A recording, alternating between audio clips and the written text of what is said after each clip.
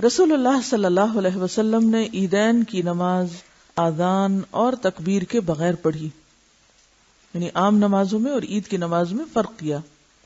جابر بن عبداللہ رضی اللہ عنہ نے فرمایا، نماز عید کے لیے آذان ہے نہ تکبیر، یعنی نہ آذان ہے نہ تکبیر، نہ پکارنا ہے اور نہ کوئی اور آواز، یعنی کسی بھی قسم کا اعلان، جیسے صلاۃ الکسوف میں الصلاۃ جامعۃ، یا بارش کے دن گھروں پر نماز پڑھنے کے لیے صلوا فی رحالکم، یا فجر کی نماز میں الصلاۃ خیر من النوم کے الفاظ کا اضافہ عام اذان سے زیادہ۔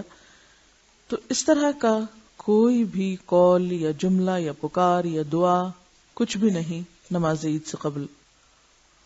آپ صلی اللہ علیہ وسلم نے عیدگاہ میں سوائے عید کی 2 رکعتوں کے نہ پہلے نفل پڑھے نہ بعد میں۔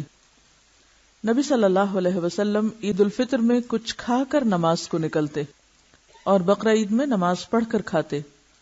رسول اللہ صلی اللہ علیہ وسلم عید الفطر کے روز طاق کھجوریں کھا کر عیدگاہ جایا کرتے تھے، یعنی 1، 3، 5 یا 7۔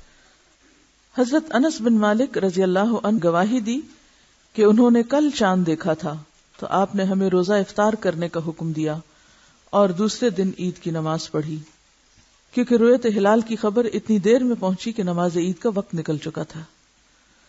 عید کے دن مسجد میں صحابہ نے جنگی کھیلوں کا مظاہرہ کیا، یعنی عید کا دن کھیل کود کا بھی ہے، خوشی کا دن ہے۔ عبداللہ بن بسر رضی اللہ عنہ عید الفطر کے روز نماز کے لیے گئے، امام نے نماز میں تاخیر کر دی تو وہ فرمانے لگے، رسول اللہ صلی اللہ علیہ وسلم کے زمانے میں ہم اس وقت نماز سے فارغ ہو چکے ہوتے تھے۔ راوی کہتا ہے کہ یہ چاشت کا وقت تھا۔ عیدگاہ جس راستے سے جائیں واپسی پر راستہ تبدیل کر دیں۔ عیدگاہ میں عورتیں، حضرت ام عطیہ رضی اللہ عنہا کہتی ہیں کہ ہمیں حکم دیا گیا کہ ہم سب عورتوں کو، حتیٰ کہ حیض والیوں اور پردہ والیوں کو بھی، دونوں عیدوں میں گھروں سے نکالیں تاکہ وہ سب مسلمانوں کی جماعت یعنی نماز اور ان کی دعا میں حاضر ہوں۔ اور فرمایا حیض والیاں جائے نماز سے الگ رہیں، یعنی نماز نہیں پڑھیں یا صف میں نہ بیٹھیں بلکہ پیچھے ہٹ کے بیٹھیں، لیکن مسلمانوں کی دعاؤں اور تکبیروں میں شامل رہیں۔ تو اس سے بھی کیا پتہ چلتا ہے کہ حائضہ عورت ذکر کر سکتی ہے کہ نہیں؟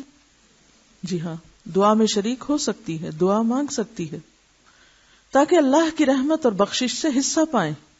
ایک عورت نے عرض کیا کہ اگر ہم میں سے کسی کے پاس چادر نہ ہو تو پھر وہ کیسے عیدگاہ میں جائے؟ فرمایا اس کو اس کی ساتھ والی عورت چادر اڑا دے۔ یہاں کون سی چادر مراد ہے؟ جلباب، جو گھر سے باہر نکلتے وقت عورت اوڑھے گی۔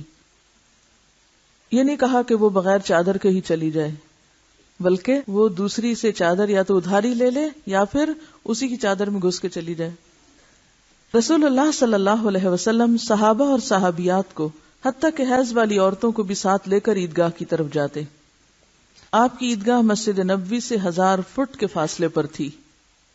یہ عیدگاہ البقیع کی طرف تھی، یعنی مسجد میں آپ نے نماز نہیں پڑھائی عید کی، بلکہ الگ کھلی جگہ پر، اور اس میں سب کو شریک ہونے کا حکم دیا، جس میں مرد، عورتیں، بچے سبھی شامل تھے۔ دیکھیں عید کی نماز تو ہے اجتماعی نماز، گھر میں پڑھنے والے نفل نہیں ہے عید کی نماز، ٹھیک ہے، کیونکہ نکلنے کے لیے کہا گیا نا۔ اور پھر ان عورتوں کو بھی نکلنے کے لیے اگر کہا گیا جنہیں نماز نہیں پڑھنا، تو پھر جن کو پڑھنا ہے ان کو تو نکلنا ہی ہے، اللہ یہ کہ گھر والے نہیں مانتے تو جھگڑا فساد نہ کریں، لیکن سنت یہی ہے اور ثابت سنت ہے، ٹھیک۔ اور اس سے مقصود دشمن پر مسلمانوں کی تعداد کا رعب ڈالنا بھی تھا۔